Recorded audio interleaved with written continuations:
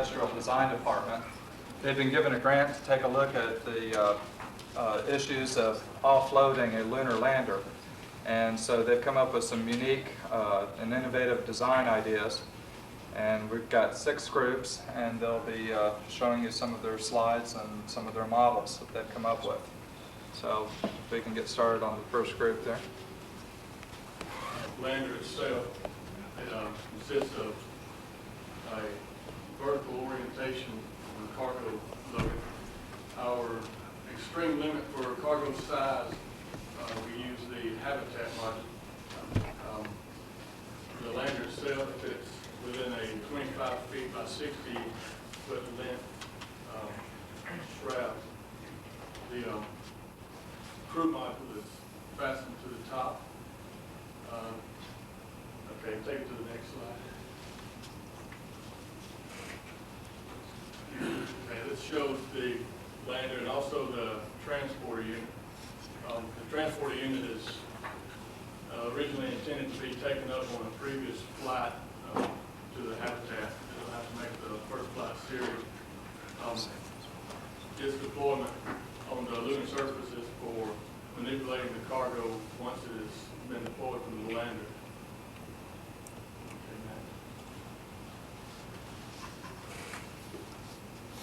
Okay, this deals with the pilot deployment from the lander. It's a cable-operated elevator system which lowers down to the bottom of the fuel tank storage area. The doors on it, okay, you can see the doors on the next slide. Open and close. They're painted in high visibility orange so that there'll be no mishaps due to darkly colored objects. It lowers exit through by way of a ladder down to the lunar surface.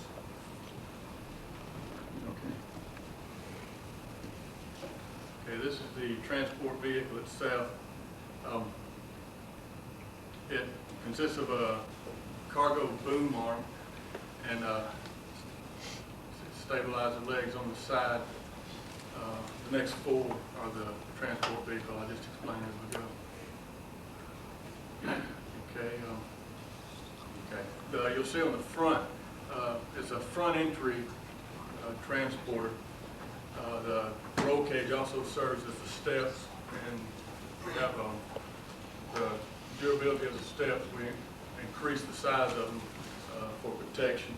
Some pushing as well as pulling of cargo may be called for. Next.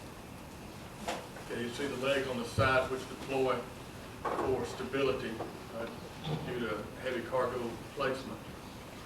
Next one, okay, and the arm swivels at its base. It has a dual joint which rests in a, I guess you'd say, a holder behind the pilot seat. It's also extendable with a towing hook on the end. This is used for manipulating the cargo either at the landing side or the base side. And this is a situation where, as the habitat is unloaded, it's hooked to the towing hook on the back of the transport and towed to the base side. I believe that may be it. I'm not sure. Next group.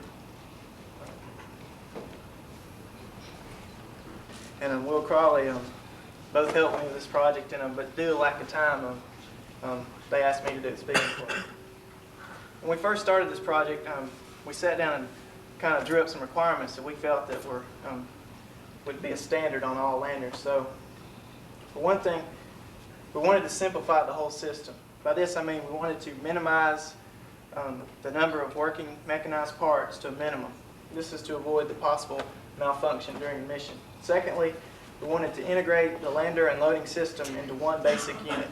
This is so that the lander can become the heavy equipment. Therefore, we wouldn't have to take up heavy equipment on a separate mission. And thirdly, we wanted to increase the human relation between the lander and the astronauts themselves, also reducing the risk of malfunction. Right now, I'd like to go through the sequence of the unloader as it would come out of the shroud And this is that particular slide. As you notice, the legs are folded in, and the green crew capsule on the top is where the other cargo would be vertically oriented. This out here, right up in here, that's the cargo tower, and then the legs are folded in against the body of the lander. Here, the legs have started to extend into place. This is in zero gravity, and it is done. What happens is the bottom ladder right here is secured in place when the legs are folded in, and when it begins to pivot, it will retract down into position, causing these legs to press against it, and they will lock into place. And here is an example of one of the legs locking into position. This one right here. Next one. This is an example of the locking mechanism. Once it is locked in place, it is secure for landing, and the only way it could be retracted would be by manually. This is going to the other side of the lander, where it's just the opposite side of the leg. It is just braced against the extruded part and is fixing to lock in place. And this is the lander as it is already, the legs have already come out and it is ready for landing. This is a close-up of the gearing mechanism that we incorporated into this lander. The gearing was chosen, we used a worm gear type mechanism. Next slide. And we chose this gearing because it provides a lot of low-end torque, and because the weight of the lander, as it pivots, cannot overturn the motor. So when it pivots and reaches its point where we need to unload the cargo, it will be locked in position. Okay, at this time I'd like to go through the unloading sequence that would take place on the cargo mission. And here we've chosen, like the last group did, we chose the habitat module since it is the biggest and most cumbersome to deal with. Next slide. Here's the control station for the astronauts. We chose the right foreleg, this basically to try to pull the astronauts away from the lander a little bit due to the fact that it is a heavy load, it's unloading and everything. Here the lander is beginning its pivoting motion, and it's just lowering it to the ground. And it's reached its like docking point, as we like to call it. And this is the point where the astronaut must board the lander. And at this point, he'll climb the ladder and he'll come to each of the docking points where the habitat has been locked in place. And we incorporated, you can go to the next slide. We incorporated a locking mechanism to hold it in place, such as shown there, and the hand crank system to try and eliminate any of the overly mechanicized parts on them. Then after it is already released all the locking mechanisms, the lander can then upright itself to the original position. The cargo, we've incorporated the wheel type mechanism on all cargo. We decided to orientate the cargo in cylinders and everything so that it can be dropped off and pulled to its destination point by the existing rover. And here is our lander in the upright position, ready to return to Earth, and the destination or cargo can then be taken to the destination point. The unloading transportation system. At the beginning of the quarter, we established the following objectives that we wanted to go by. Number one being simplifying the unloading process as much as we could. Two was integration of the lander and unloading to eliminate unnecessary trips. We also wanted to create more versatility in the unloading system. Now Kevin's going to tell you about some of the features, how we met these. Well, after setting our goals, we decided on, like Jeff just mentioned the goals, and the way we went about this was, first of all, incorporating a pallet system that would be versatile for both rover-like objects such as the rover or the trailers that would possibly be used. so that the ramp, which you see here, lowers down and meets to the ground so that the rover can, it's hinged here and controlled by these hand cranks, which reduce the use of electrical or any type of mechanical devices. And the ramp lowers to the ground where the trailer on the first mission would drive off, and or the rover or any wheeled vehicle. And on the secondary missions, the trailer can come back and pull off any of the cargo which is there, which is controlled by, the lowering is by one of the winches, and the second will be controlled by, is the winch which allows the cargo to roll down the pallet. And the pallets that we've used are rollers, are designed on rollers so that nothing other than gravity is used to lower the cargo. And Gary is going to show you the sequence of use. This shows the lander as it has already landed on the moon with habitat cargo. Next slide shows the transport system as it's backing up to the lander.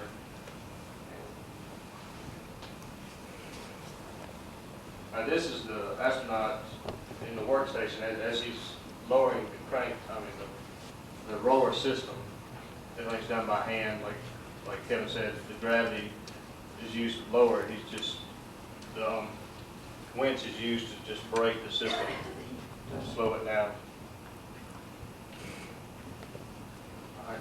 This shows the trailer or transport system as the habitat has already been transported from the lander onto the rover. It shows also the ladder that the astronaut gets from the crew module to the ground so they can move back and forth, which goes up the legs. You can see in this orientation the legs actually fold under the model, under the lander, so that it goes into the shroud in a vertical orientation. This is, again, the habitat as it's loaded onto the rover. As you can see here, well, you can't see very good with the human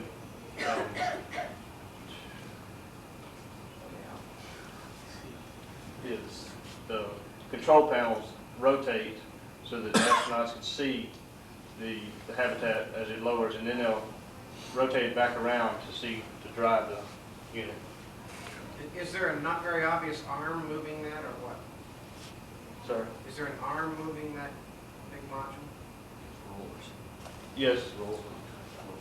Is that, well, you can't see on it. If you can look on the model, there's a winch on the trailer to help pull it onto the trailer. And there's also a winch on the lander to keep it from rolling too fast. So it would be a two-part system.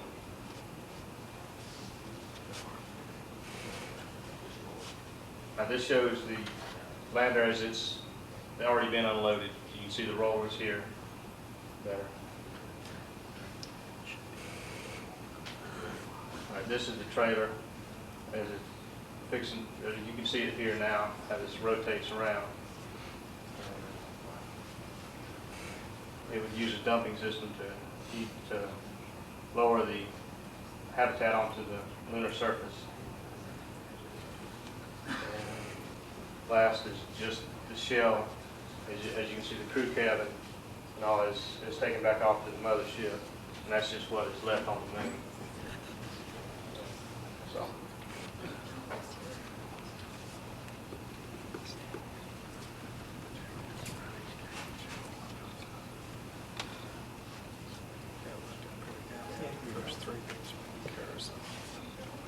Good afternoon, my name is Robin Anderson, and we're going to go over with you this afternoon our 3 scenarios of missions that our final concept will perform. The first is carrying down the habitat and cargo. The second is how we would bring down the transport, and the third is the manned mission.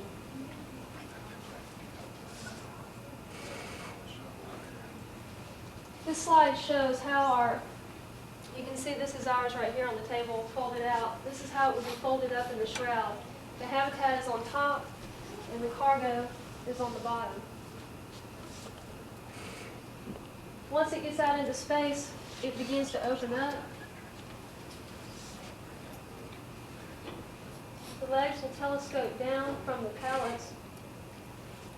This is a detail of the gearing mechanism that will drive the arms out.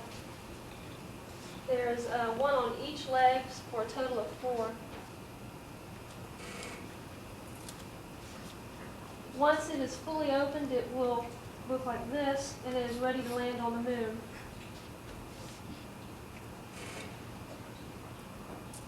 This slide shows how the scenario would appear if it was landing on the moon. And next, the second scenario will be covered by Paul, and he'll talk to you about how the transport will be brought down. Okay. And like you said, I'll be talking about the ground transporter, how to get the cargo and the habitat from the spaceship to the site on the lunar surface. And I'd just like to demonstrate real quick how it works. It'll be on that location right there on the habitat, but it raises up and it tilts forward and backward like that with mechanical devices instead of hydraulics. But it's located like that on the shroud once it lands. And then ramps will extend out, and it'll use the electromechanics to tilt down like that while the bed is still attached to the habitat. And then what will happen is it'll detach from the habitat and return back to the truck while the ramps are still extended. And after that's lowered, then the transporter will follow down the ramps, and that'll be lowered by the same mechanism and the foot also. The leg here will descend and can also be used by that detail that Robin showed you. Okay, and this shows a detail of the truck cab and how the astronaut would get in and out of the truck. The cover, it would just be a dust cover on top. It wouldn't be pressurized.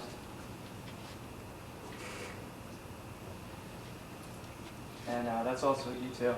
This right here would telescope back and forth according to when the astronaut needed to get in and out. And the two controls on the left and right would control the one mechanism tilting this way and the other this way, so the truck could lower and raise. And Anthony is going to talk a little bit about how the cargo will unload. This shows where the unloading of the habitat. The habitat would be located on top, and this mechanism here would be attached to it, and it would scissor out on a one-drive track in order to lower it. Then his truck would scissor up to the same height as the top of the pallet, and would winch on the habitat onto the bed of the ground transporter. At that point, it would be lowered and ready to drive to its final destination site. Now, in addition to having an unmanned habitat mission or various other launch cargo, we also have a manned mission, in which case the green module on top would be the crew cab, and it would be located in place of the habitat.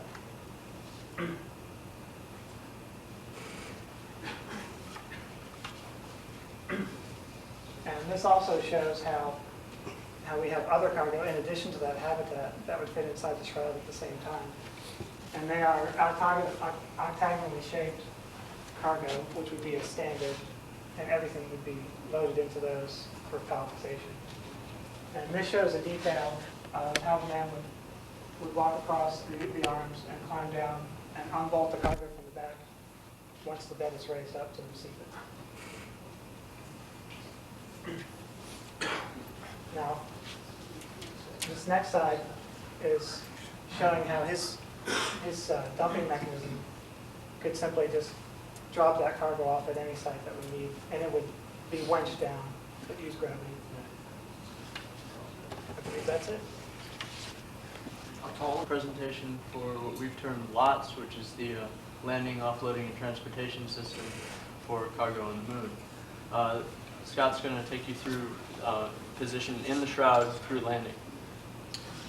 Thanks, Jeff. Okay, the lander that we're talking about is sitting right there in the middle. You want to take a look at it. This is the configuration in the shroud with the same limitations of 60 feet by 25 feet diameter. The crew capsule's located in the middle.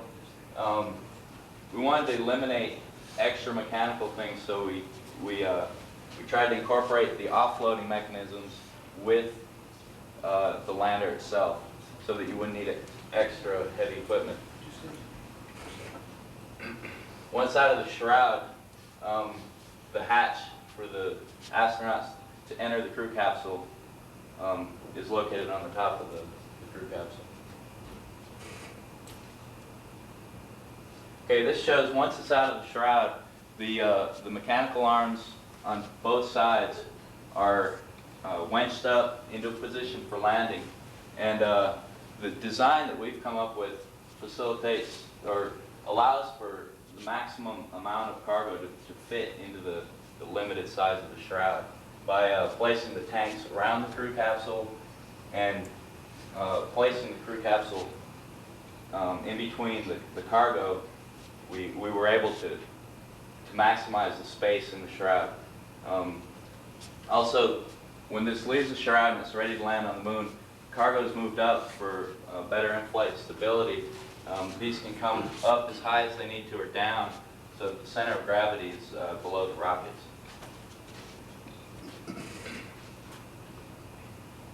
Okay, this also, once it's out of the shroud, the arms come up, the legs also come down for landing, and they also tilt out at 15 degrees for stability of offloading, but also if it's an uneven surface, they tilt out so that it can't fall to the side. Okay, once landed, this is a picture of the astronaut leaving the crew capsule and getting ready to offload the cargo. Okay, once he leaves the crew capsule, climbs down the ladder, on the side of the legs, there's a mechanism which operates the arms, and this mechanism will let the arms down. Basically, it's a motor which works against gravity. It wouldn't need much power to run. At this stage, we're into the offloading, which Okay. Jeff. This slide is just showing the cargo as it's been positioned for offloading and transportation. That's the boy.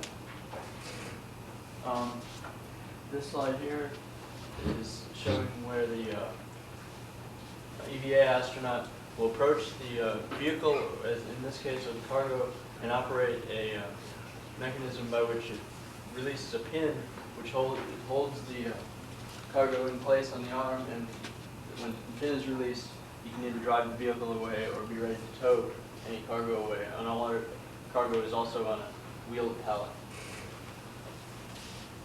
This slide here is showing the vehicle itself, which is a small, multi-purpose, electrically powered roving vehicle operated by a single operator.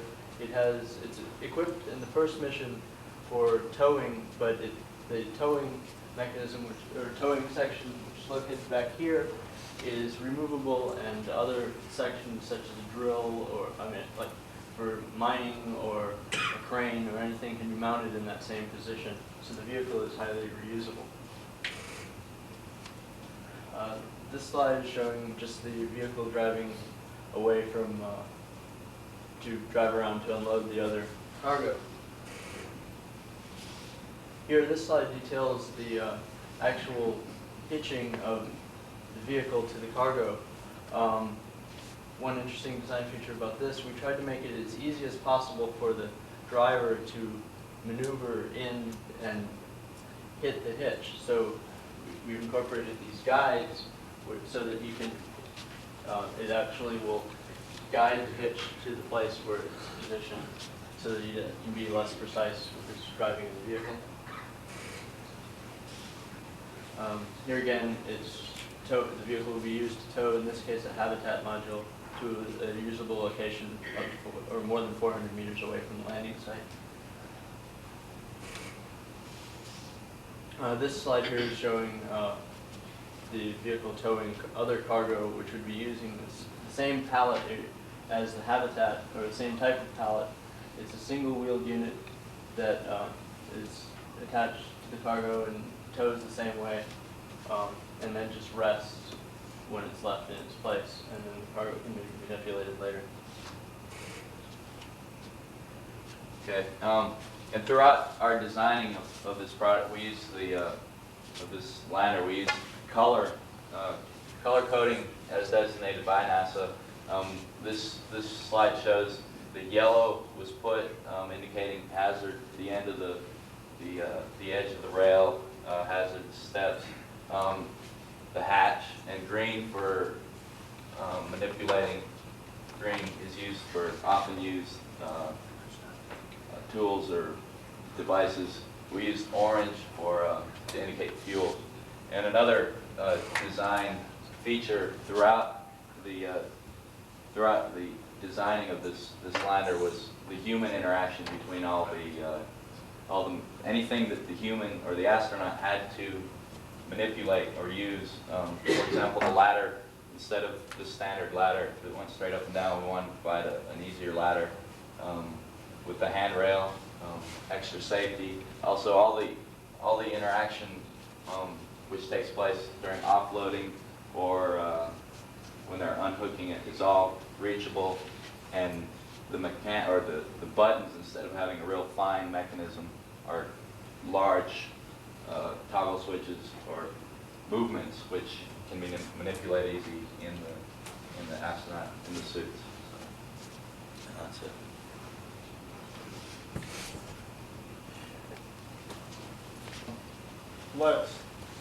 Lander unloading transport systems.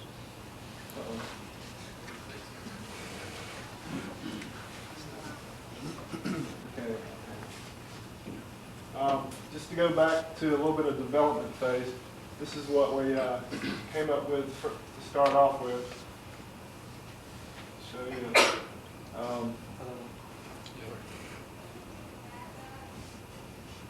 Okay. This is a slide that shows the legs folded up so it can fit in the shroud. These legs are folded down, and this leg right here folds in and it comes up, fit within our limits. Bad bulbs. This particular slide shows the lander, which has rails on the side of its trailer. They fit in a lowering system, which is composed of cables and held in long brackets, tubing. It's lowered down to the surface by this, keeping all center of gravity in the middle of the lander. The rover then is on the surface. When it's lowered down, it's front wheel drive, drives off, and the cables extended down with the back of it's on the surface, and the vehicle drives off. In this particular slide, it shows a trailer, and we've come up with a mechanism where the cargo can be sat down on this trailer, on this hitch. This is a few slides on how the rover looks. It's got also we've incorporated a dozer on the front to clear out passage and smooth the surface out for maybe setting up the habitat.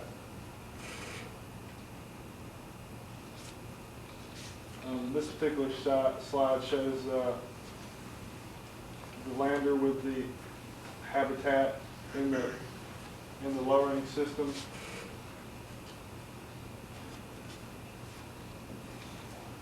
What it does is it lowers it down to the ground onto the back hitch of the rover, which is here.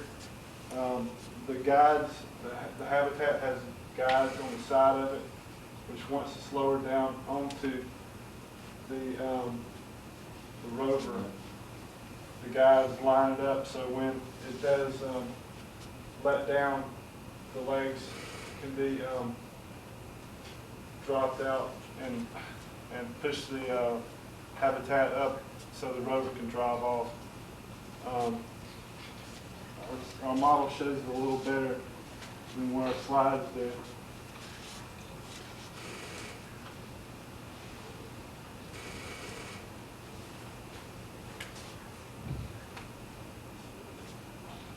Brent, you want to add anything? Just a little hands-on.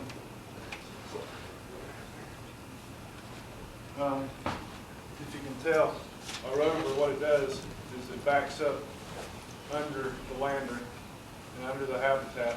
The Habitat is then lowered down onto the platform and latched. The rover backs up slowly.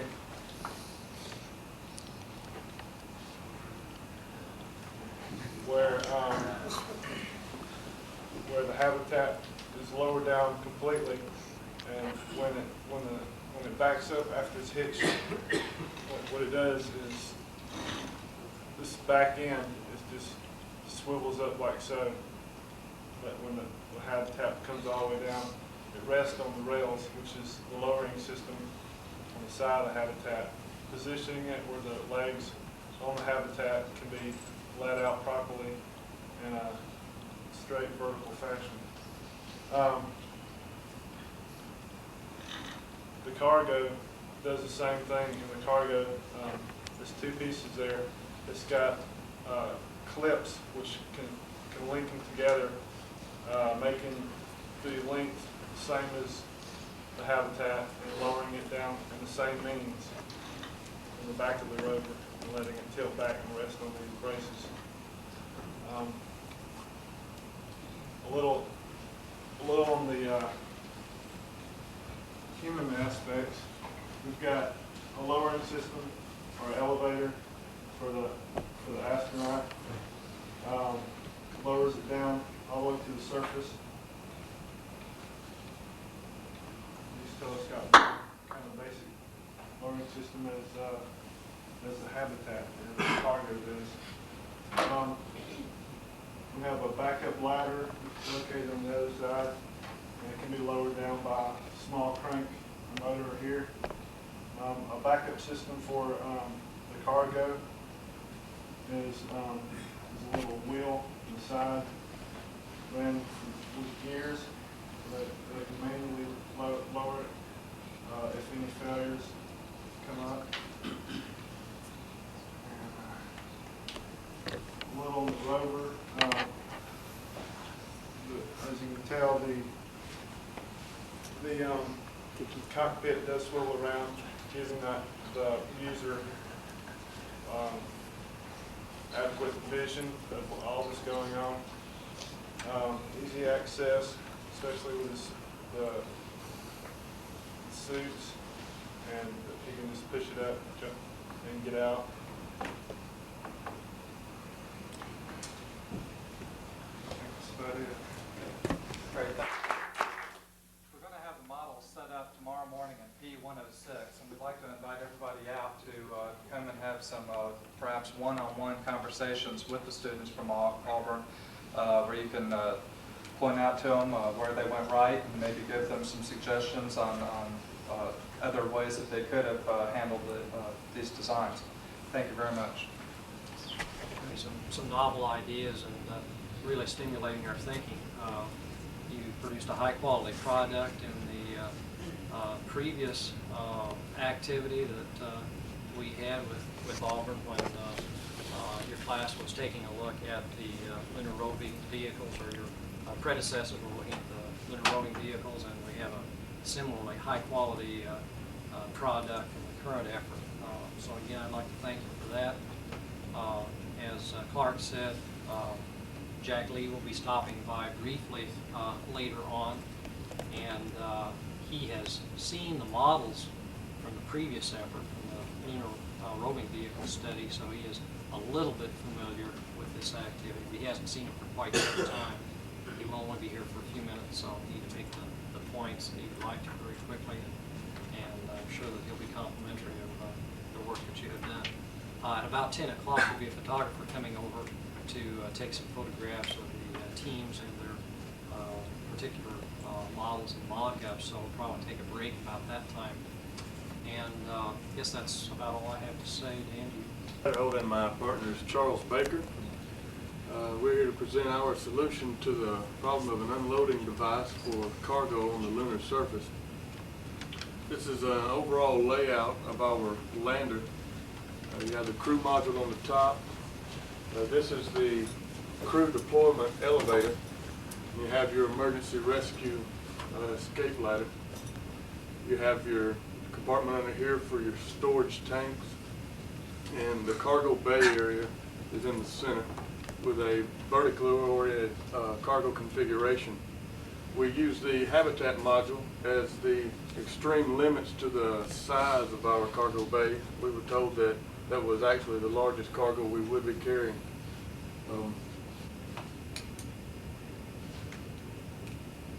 Okay, and right here you have the transport vehicle, which is also an important part of the project.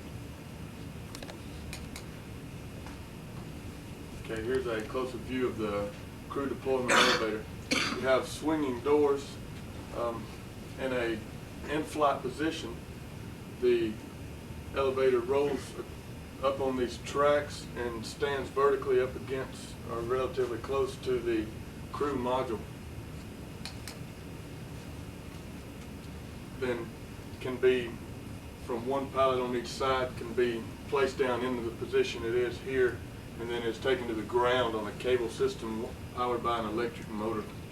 You have swinging doors on both sides, rails actually for safety so that no one falls off. This one allows the entrance from the crew module and the platform on top of the lander.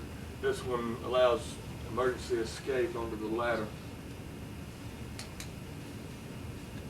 Okay, here's a picture of our transport vehicle. You have it's four-wheel drive, provides greater steering and stability. You have your roll cage for your operator protection, front and rear lights for so you can see to do the job properly. You have these legs on the side which extend down to the ground during cargo manipulation. And that's what this is for. It's called the boom arm. It can relocate and place cargo at the landing site or at the base site.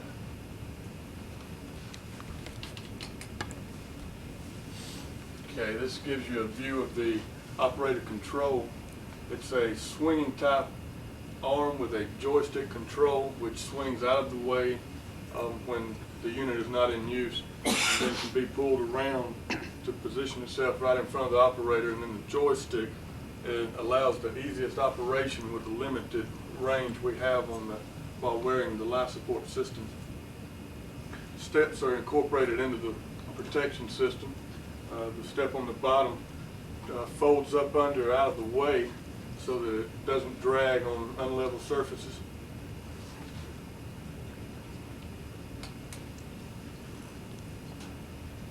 Basically the same. You see the deployment method for the legs.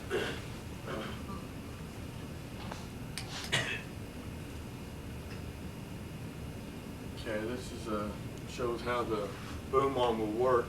This is the in-place resting holder. When it's not in use, it rests in that, and there's no danger of swinging from side to side and causing damage. Also wearing the turning components like the gears inside the case.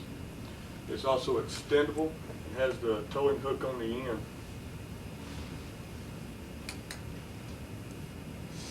Okay, this is a situation where you would have the habitat, once it's on the surface, may need to be removed from the skid, the towing skid, which we'll get into a little bit later. The skid was originally planned to be permanent. It won't be moved. It has a a flat structure at the bottom and provides stability for the habitat when it's placed in a configuration with others on the lunar surface.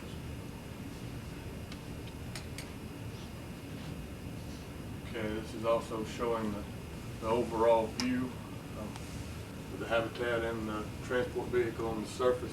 The transport vehicle will be an initial flight situation. It has to make the first flight and be deployed similarly to what I'm going to show you on the habitat module and also other related cargo. It will have to be deployed on the lunar surface, which will take one mission in itself first. Okay, that shows how the main purpose of the transport vehicle is for moving the cargo. It hooks to the back, which you will see, we'll show you with the models in just a second. And it's towed to the base site. I'll touch quickly on the cargo configuration. This is the habitat, but also we intend that the other cargo missions not carrying a habitat, that a similar configuration, the canister type carriage, be used for all cargo, whether it be in sections down the side or a hollow tube with an entrance here, and can also serve as like a storage area or actually a storage building on the lunar surface. I believe that may be it. We were asked to think about the EMA system, electromagnetic actuator actuating system, to lock the landing gear.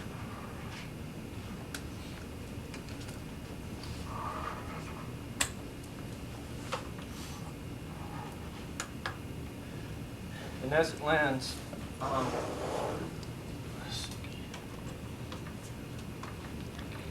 it goes to here, then it catches onto the cable system. It lowers the astronauts all the way down, and then they have this unlock, and it goes all the way to the surface, and then they go from there. The system may be controlled from the module itself or by the orbiting vehicle, or manipulated in itself on the ground by manual overrides or wired remote, similar to the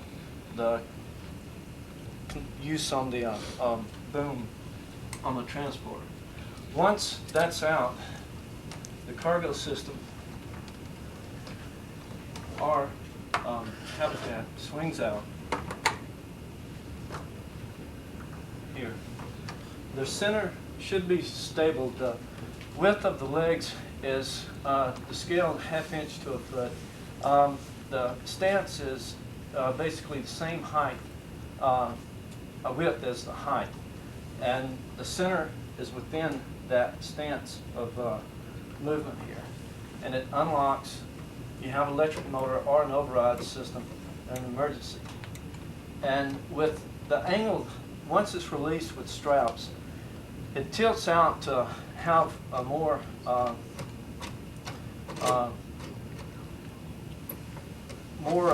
angle to where it's not, it moves away. Once it's inside it, the angle puts out from the structure itself, so it eliminates any possible instances of binding. You want to keep that? Is it time for me to drive? Yeah. And once at this position, you have an option to let it all the way down, use the boom structure to hook this mechanism here, or to take it initially from the very beginning. Wish me luck.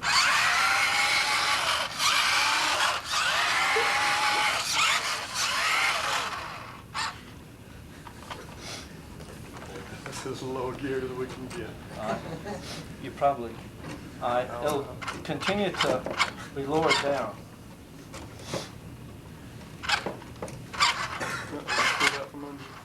Go ahead and drop it down.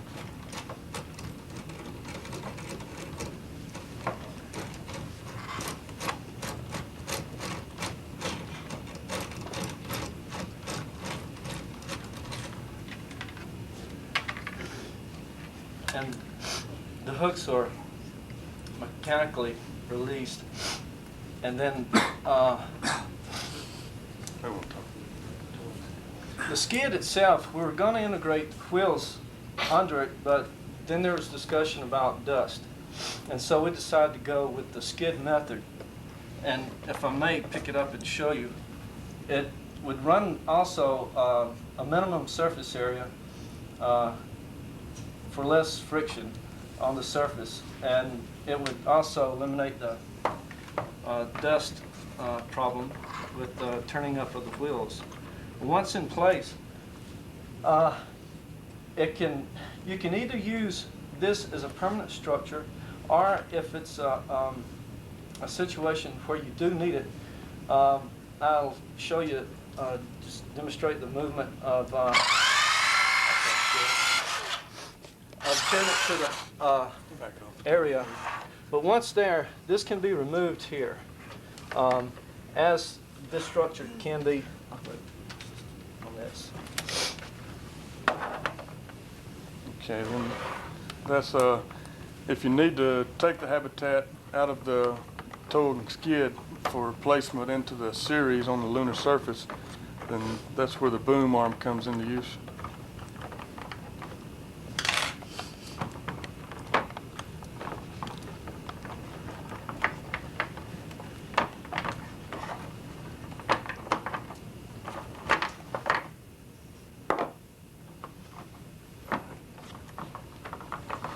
And you simply lift it out and place it to the side. And that's what these legs here are for. They extend down like tracks you'll see similar to backhoe to provide support against tipping. And it's the, as I'd mentioned, the option to leave it here as a permanent base, or to align on a structure that's already fixed or in place before in site preparation, and align to each other module with the transporter. Any questions? What power system do you use for your transportation? For the past several weeks, we've been working on lunar landing, cargo unloading, and transportation system. And in doing that, we had several guidelines that we had to go by. And probably the most prominent of the two were the dimensions and payload capacity. And after we started the project, we realized several objectives that we wanted to obtain.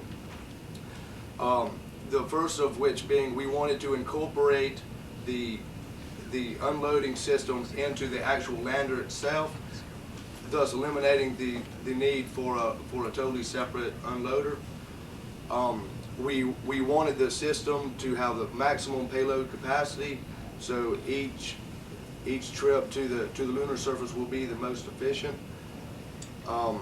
We also wanted to have a lot of human interaction in the lander and in the unloading process itself. So that would eliminate that would eliminate the possibility of a lot of mechanical breakdowns. And now I'm going to hand it over to Andy, and he's going to start off with the slides. What I'd like to do is I'd like to go through like the scenario of this: the lunar lander comes out of the shroud, and then we'll take a cargo unloading sequence after that. Brian Whiteside, our other partner, he's going to jump in and help me along the way, and we're going to try to be a little more detailed than we were yesterday. This is a configuration of the lander as it comes out of the shroud. If you'll notice,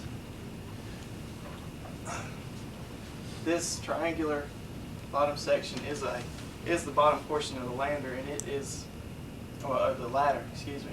And when this whole section pivots, and that's the whole basis of our whole operation. And when this unit pivots, this ladder, which is stationary, the rectangular one, will move out of the way, and the lower triangular one will retract down. And this, in essence, is the way that the legs are locked into place. This next slide. If you can see, it is connecting with the lower triangular unit, and it's being knocked into place. both sides, if you'll notice the tanks are vertically oriented, that's because we've got a main shaft that runs through and connects both sides of the legs so that basically the unit is extracting two legs at the same time, and then it will pivot back and it will begin to extend the other legs on the other side.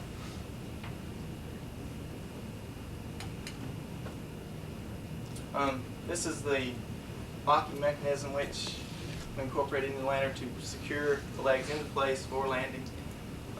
Once they have been locked into place, they are there for good. So we decided that would be safer for the astronauts as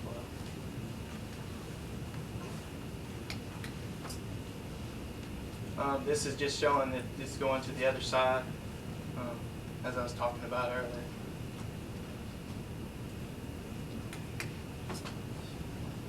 This is the lander as it's already finished.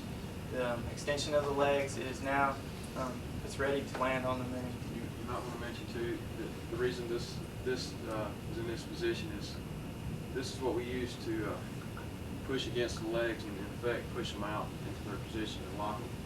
And that's why we have that. Let's go ahead and use it as a ladder. And when it comes down and when it goes ahead and folds down, we just go ahead and use it as a continuation of a ladder right there. So in effect, we use it as two different pieces right there.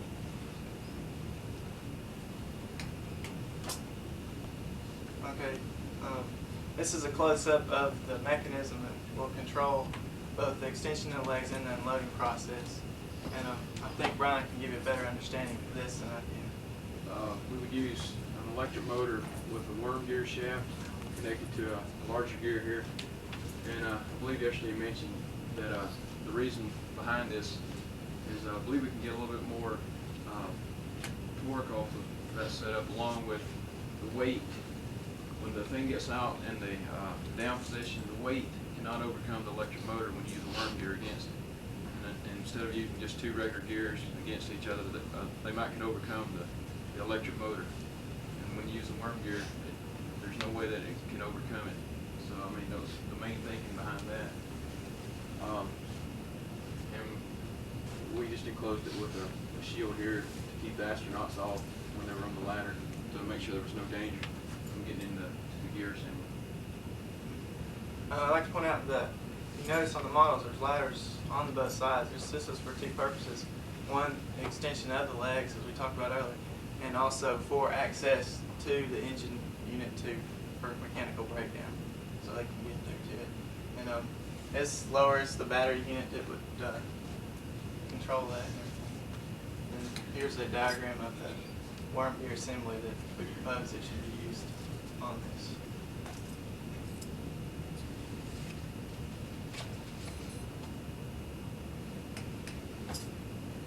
Okay, now this is the cargo unloading scenario we'd like to talk about.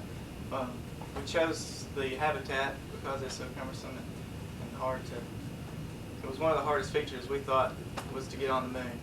And so, as you see here, this is what we call the cargo tower, which is a support for any cargo that would go up.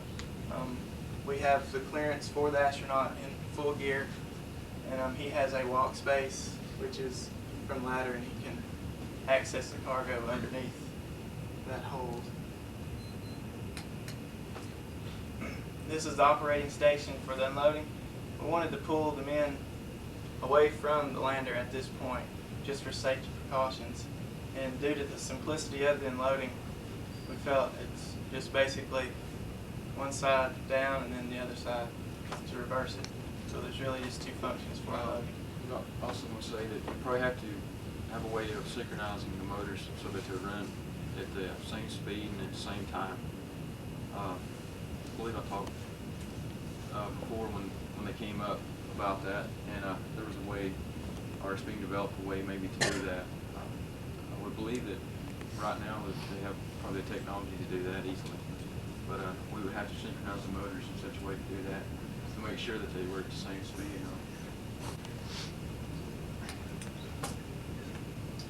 This is just a shot of the lander as it's pivoting to unload the habitat onto the surface.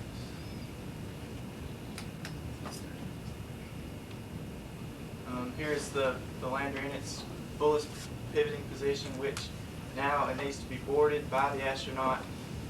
If you'll notice, the wheels, the extensions there on the habitat, they will need to be lowered at this point to the ground, and the locking mechanism, which is on each cargo extension, will need to be taken off.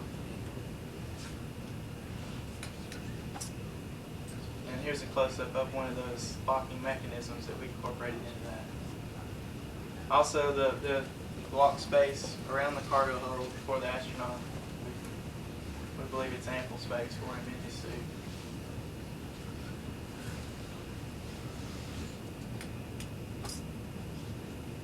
After the cargo the wheels have been set down and it is totally released from the lander, they can then raise the lander back into its original position. And we suggest that the rover, which the previous class had designed, we would hook up to the habitat and haul it to its destination. And the last shot is the lander is ready to return back to space to reload in cargo, and the habitat is being hauled to its destination. And I believe that's it. I want to mention too that if we're going to put wheels on just to have the other various items there, you can maybe have some mobility and put them together. You know, you can roll them around or whatever to put them together. I think it'll be a lot easier to do that. So, we would suggest almost leaving that as a part of the habitat on cargo, and so we wouldn't have to change it from any other pattern. It would just be on wheels at all times. They would be very mobile. You want to show them? Basically, the astronaut from his control station, which is at this point, set him up there, would control the sequence at this time. The lander then pivots down we would to this point. also the fuel left in here would also act as a counterweight to the weight of habitat on the end. Give it a little bit of a counterbalancing effect there. And the astronaut will board the lander, and let's see, I won't go through all four because it takes some time, but the astronaut will manually do this. This is due for, just the sake of mechanics and everything. The wheels will extend down to the ground, the locking mechanisms, and then can be released, and it will be then, or it will be dropped, or will be sitting on the ground.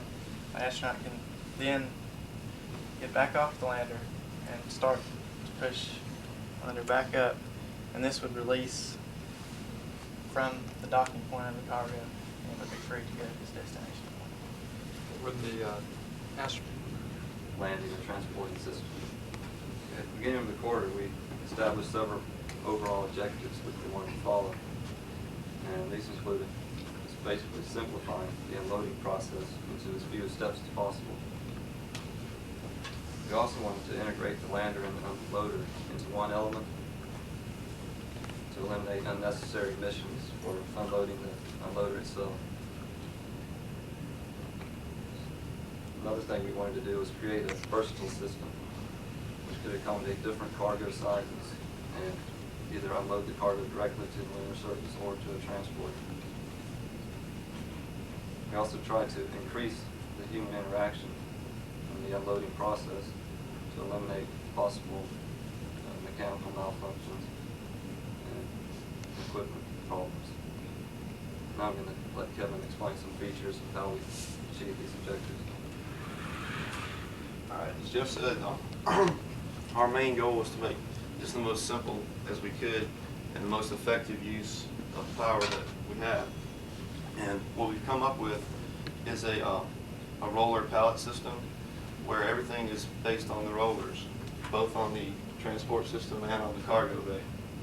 And what happens is the cargo in the bay is unhooked manually unhooked by a pin, and comes over here and turns the crank, which lowers the gear, which is a geared system, which lowers the pallet to either a trailer, which can be driven off of the pallet. See, this versatility in the Lander is that either it can be configured so that any vehicle can be driven off of it directly onto the ground, or the pallet can be lowered just to the right level so that it can be lowered onto a trailer. And that was our main function in trying to transfer the cargo from the ship to the transport system. And we put this is the habitat, which is the maximum cargo capacity, and we have put it on horizontally. And it would be in the shroud vertically and would have to be readjusted. But we decided that would be the most stable way to land it. The readjustment in space would not be as difficult as trying to land it vertically.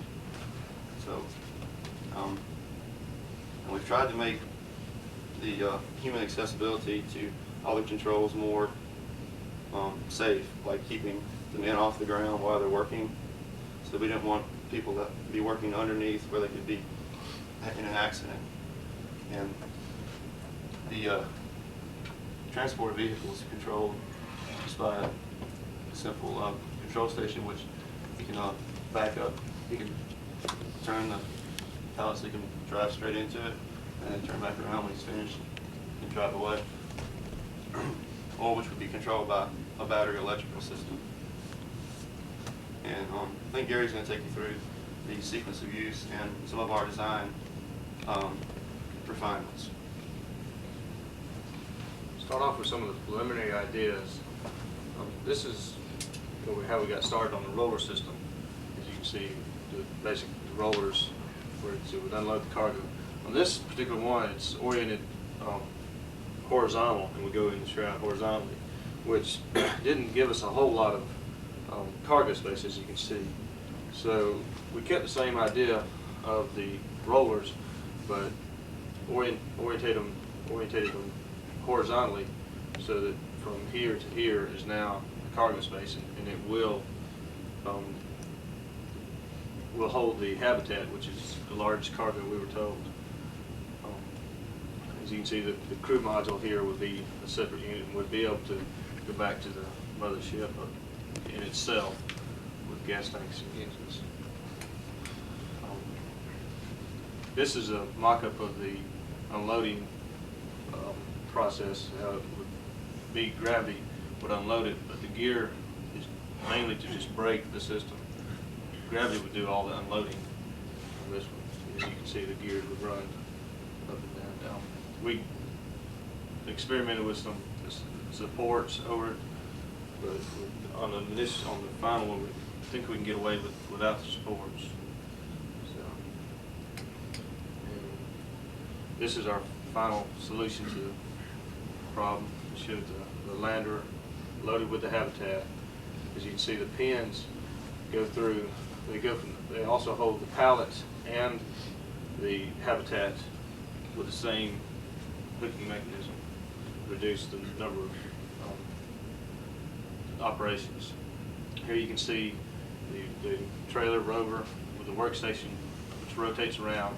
The ladder rotates around with it so the astronaut can access it from any angle. All right, here's the lander. This is starting the sequence of use. You can see it here as the lander has just landed, and the astronaut's coming out of the crew cabin. All right, here's the transport vehicle backing up to the lander, as you can see here, where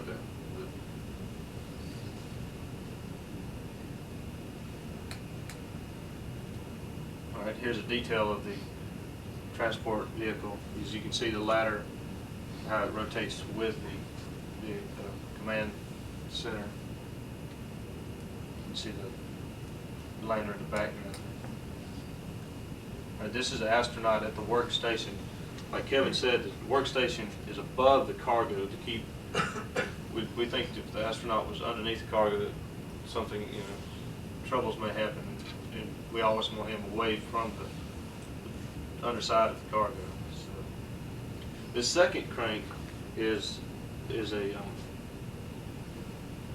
actually holds the cargo to the back of the lander in its braking system as the rollers are lowered to keep it from just falling off onto the ground. So it slows the unloading process. Right here it's coming onto the trailer. And we have a second winch on the trailer to, in case if the gravity doesn't take it all the way down, to pull it onto the trailer and also lock it on the trailer as it's being transported. And this is it, the habitat already on the trailer.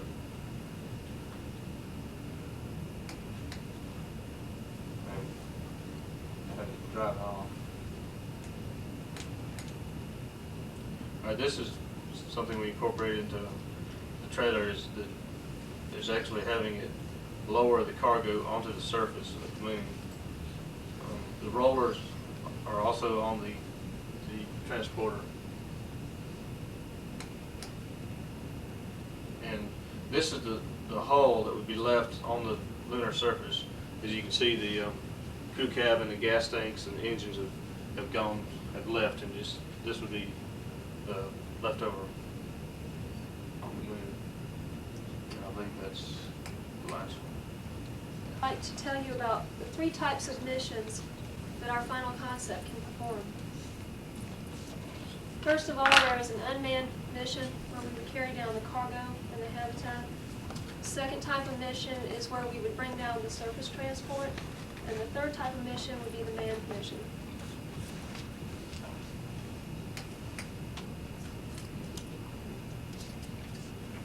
Lunar Transport System is shown here closed in the NLS. It's 60 feet tall total, and the pallets closed to form a 25-foot diameter circle. The habitat is attached on top, shown here in gray. We have miscellaneous cargo on the bottom, which would be bolted to the pallets. And the fuel cells are shown here in orange.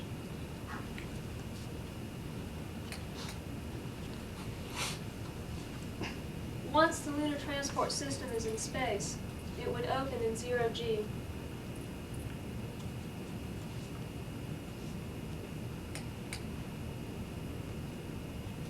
This is a detail of the gear that would open the pallets. It's driven by an electric motor. There is 1 on each arm for a total of 4. And then once in position,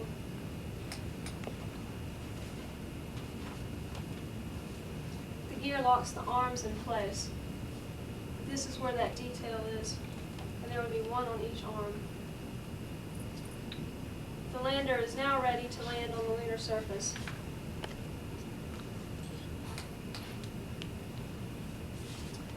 And here it is descending to the lunar surface. The cables here are attached to each one of these sections, and it adds stability to a structure when landing. And now Paul will tell you about how we get the lunar transport down to the ground.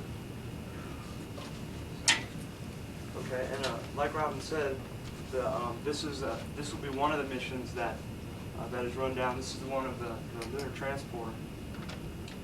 And once the lander has landed on the moon, this would be the position that the transporter would be in. It would be positioned vertically, and it would be attached to the habitat right here.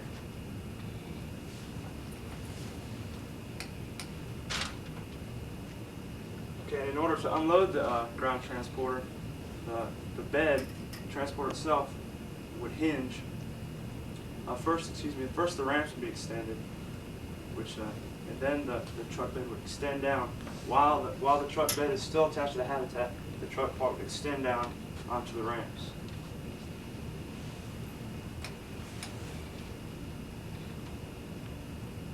Okay, and then it would be detached from the habitat, and the truck bed would land back onto the truck.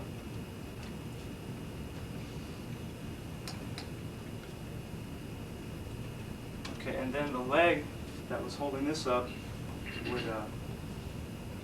pull down, telescope down, and extend the ramps down so that the truck could drive off onto the lunar surface.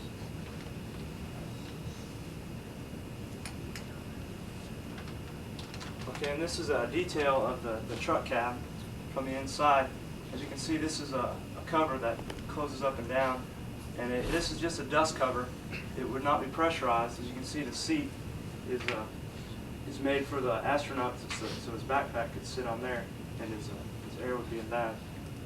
And also, the steering console right here would slide to the right and to the left for the human access for the astronaut to exit and enter. And also, which I'll show you in a little bit, is the two separate controls that would control the scissoring part of the truck that goes up and down. One would tilt this way and the other would tilt this way.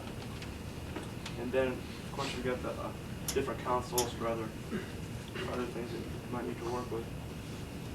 And one of those things would be the ladder, which is the human access. This would hinge up and down onto the truck. Also, the truck cab would rotate before. I'll show you that right now. Turn the lights on real quick. The reason that the truck cab rotates is so that the astronaut can see, like I said, the two stick shifts would control the tilting mechanism. It scissors up like this by electromechanics used down, as you can see, the semicircles there, and he can control one tilting this way, the other tilting this way, so that he can take up the cargo and dump it, and scissors up, which is what Anthony's going to show you. And like I said, the cab then can twist around and you can drive off. And Anthony is going to explain to you a little bit more about the cargo and the unloading processes to that.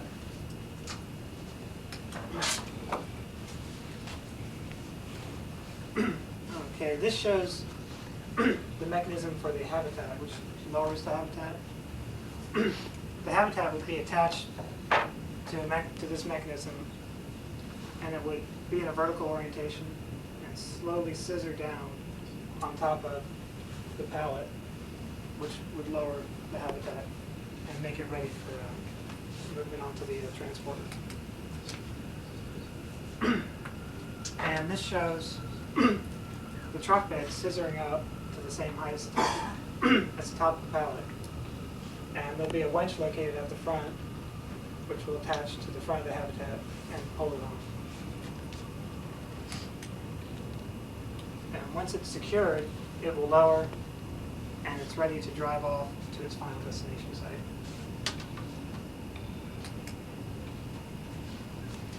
Now this picture here is the third mission, the manned mission. And it shows the crew cab in green on top, located in place of the habitat.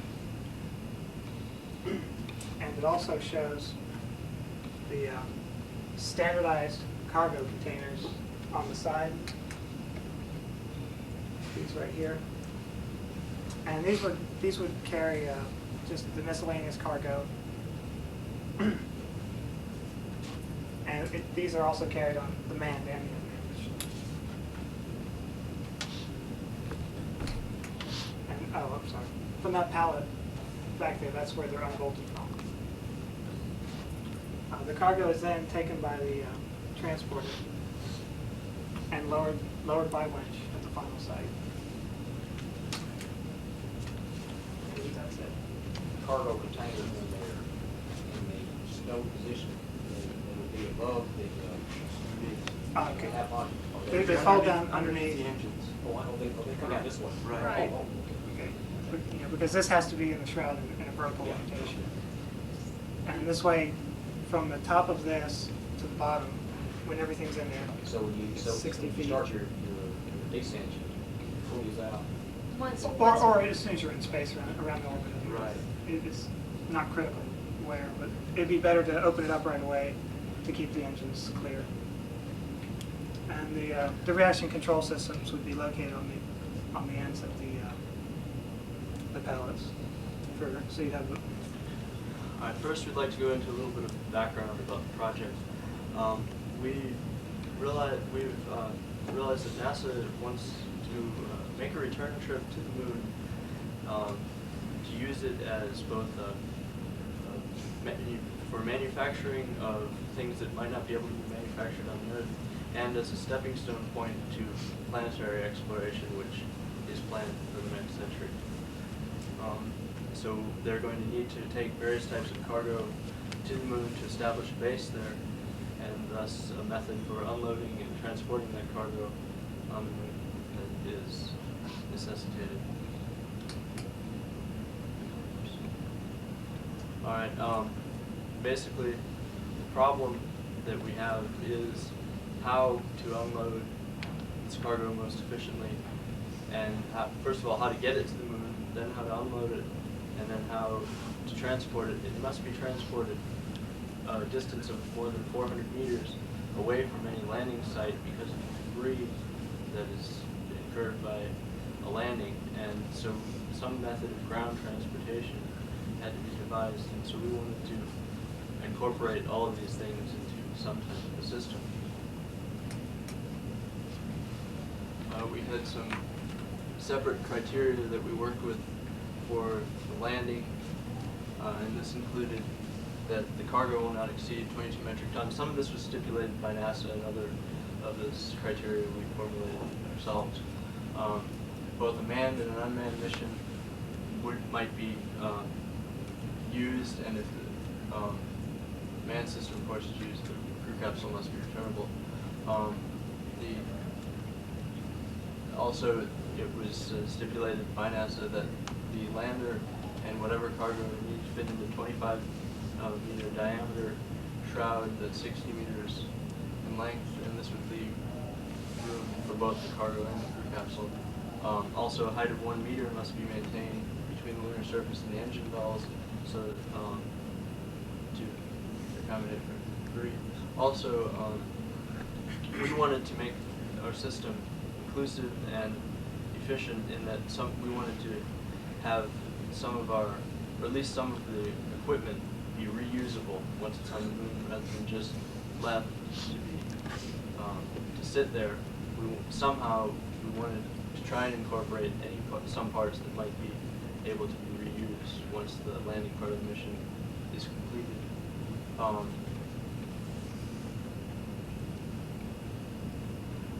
It's also important during landing that the cargo be in a stable position, as in the actual lander has stability as it's coming down versus in reference to the center of gravity.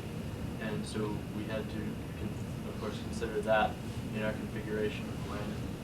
4 different concepts for the actual system, and then some concepts for vehicles once we got more into the system. And so what I'd like to do now is let Scott talk a little bit about some of the systems that we looked at conceptually before we arrived at our final solution. Okay, four basic things, or the 4 basic concepts we came up with, we took a little bit from each to come up with the final one. And this one we didn't use much from, but we used a offloading ramp to offload the cargo, and a pallet system. This, move on. Okay, in this one, we put the cargo vertically, and we wanted to offload it somehow with arms, but we encountered problems with this with stability. If things were offloaded, it would we found that they would probably tip over with this design. So then the two main concepts that we drew from were this one and the one that I'll show next. And this one incorporated a ramp and a pallet that would lower, and any cargo that was on there would be able to would be driven off or towed off. And this shows the next and final concept. The last one and this one were put together to come up with the final solution, which is there. This one, we wanted to, with the configuration that NASA has now, the crew capsule was on top of the tanks.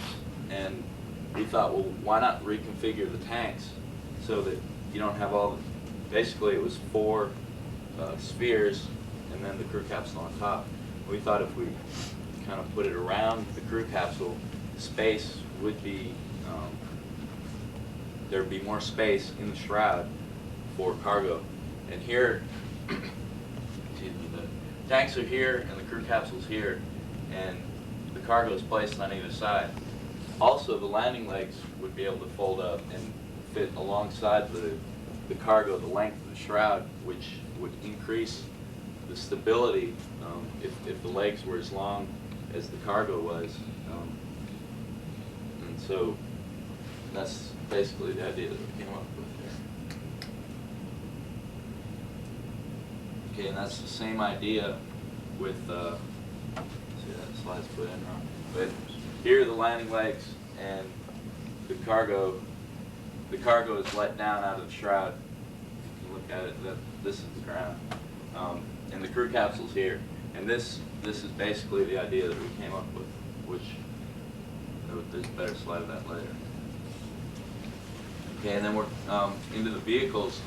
We came up with the idea that the best type of transportation would be that all the cargo is put on some sort of wheels, and as somebody mentioned before, could be moved around. Say that one base could be set up, and when the research or whatever is taking place there, it can be moved to the next site, maybe to a different part of the moon. This would allow for better flexibility of the whole station. And here's just more of that, of the last concept. We explored different kinds of vehicles, and these slides are showing, like the previous slide was showing a flatbed truck type of vehicle that we explored using. This slide shows a variation on that, which is a flatbed truck with some type of rollers on it. And this has cargo that would not be wheeled, so we ruled out this concept. But it was an exploration of different type of flatbed, some kind of an inexpensive truck that could be used to move all kinds of cargo, and it would be towed off of that with a winch. But what we like to use is different. This was a concept for a type of forklift type of unloading device, which was also ruled out, but just wanted to show that we explored that type of vehicle as well. And this slide here shows a multi-purpose type of vehicle, which, although in this form is not the form that we eventually went with, it's sort of the idea of a more compact, multi-purpose towing type of vehicle that would would have modular attachments on the back that could be reused for other uses later.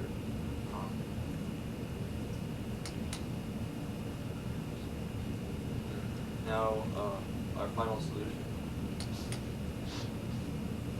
Okay, our final solution, again, this is the model on the table that we're talking about. This is the configuration in the shroud. Here are the tanks, here's the crew capsule, and the cargo is on either side of the crew capsule. All the cargo is bolted to arms, which extend either side, and legs, which are folded up in the same configuration. So everything fits within the 60 foot shroud and the 25-foot diameter. Okay, and this is just a picture to show how the astronauts enter the crew capsule once it's left the shroud, prior to landing. And it's also a good picture of the mechanisms, how the legs and the arms work. This here is a motor, which later I'll show you how the arms offload the cargo. Okay, once it's out of the shroud, for in-flight stability, we encountered a problem that if we could have kept the cargo in a horizontal orientation, but we felt that wouldn't be very good for in-flight stability. So the arms in zero gravity environment can lift up so that the center of gravity is directly above the engines. And then if cargo, say for instance the habitat is a lot heavier than the cargo on the other side, this could tilt up almost all the way vertical to counterbalance, so everything would be balanced. Also, what happens after it leaves the shroud is the legs lock down for their landing position. As well as locking down, they tilt out a little bit for greater stability. It's got front-back stability for the way that they're going to get lowered, and then also if the terrain is a little uneven from side-to-side stability, they tilt out at a 15-degree angle.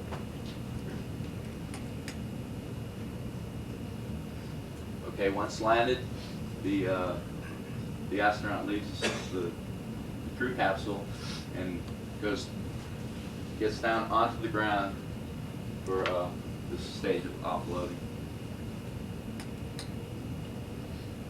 Okay, the first stage in offloading is once he's down on the ground, on the legs, there's a remote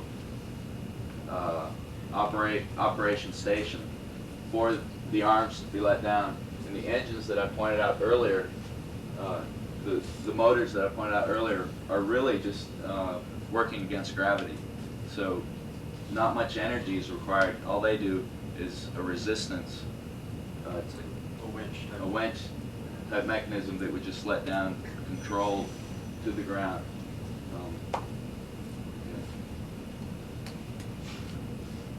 And that leads to the next stage, offloading. Okay. Once the cargo has been lowered, it's positioned for the actual offloading process, which takes place first by releasing the cargo.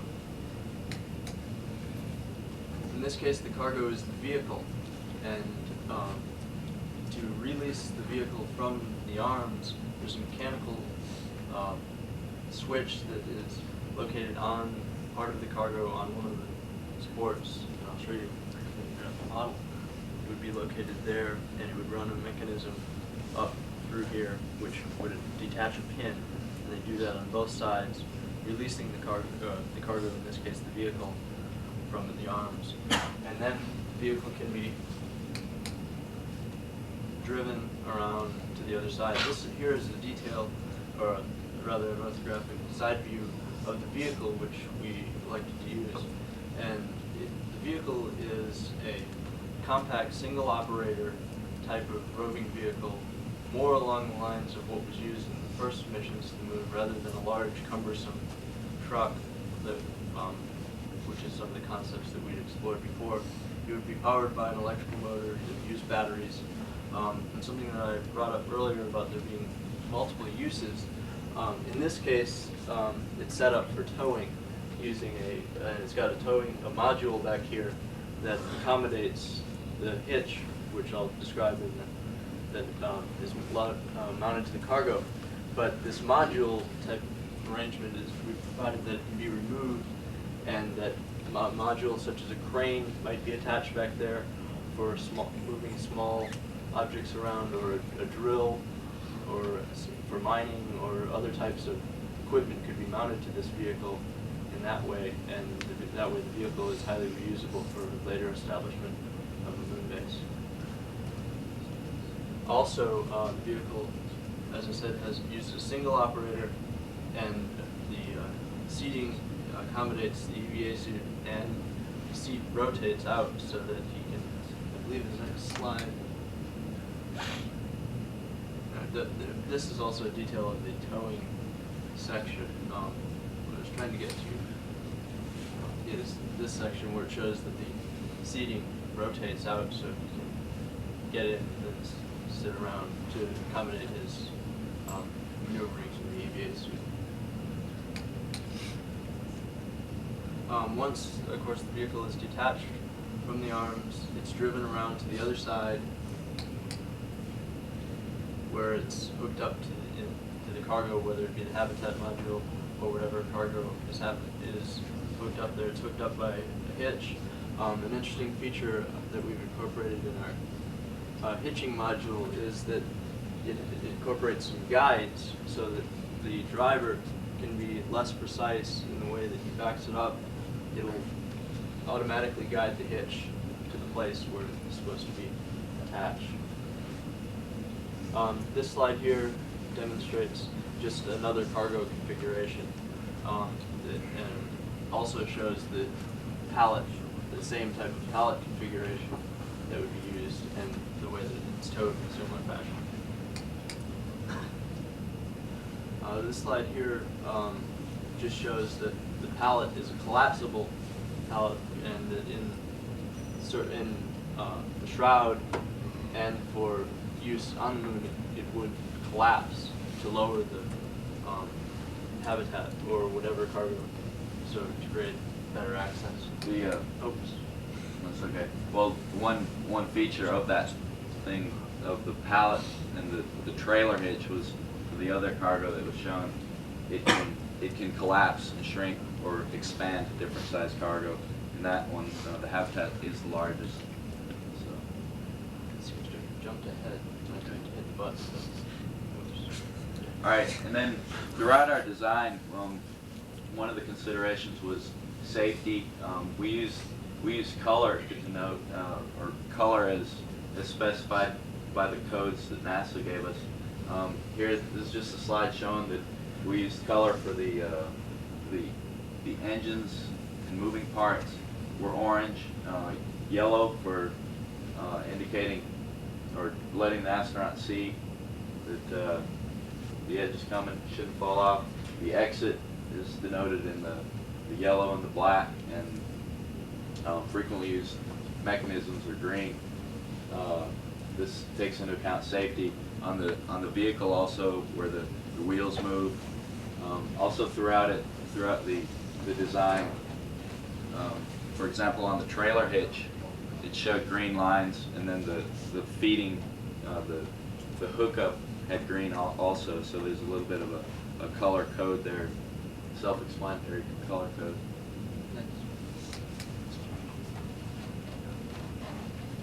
Here's what I was talking about. The green lines indicate where this hitch is going to go. So not only somebody who's not familiar, or it's pretty much self-explanatory because of the color. Okay, and other considerations were the ergonomic considerations. All the controls were at reachable height and on the ground. Another feature of this design is that a lot of the crew capsule is very low to the ground. There's not a lot of travel required to get to the lunar surface. All the controls were approximately weight height to chest height, and the ladder provided to exit the crew capsule had a handrail. We figured that would be a better and safer solution than just the standard ladder. There's another picture of the ladders.